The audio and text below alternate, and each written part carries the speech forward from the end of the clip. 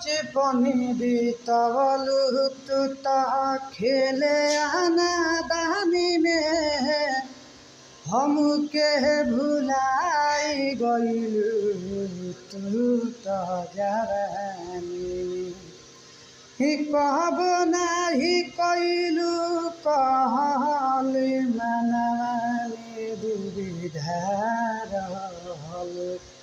ही कहब नाही कइलू कहल मनवानी दुविधा रहल यारे सजनी रे काम नाही आई गोरा धरिरा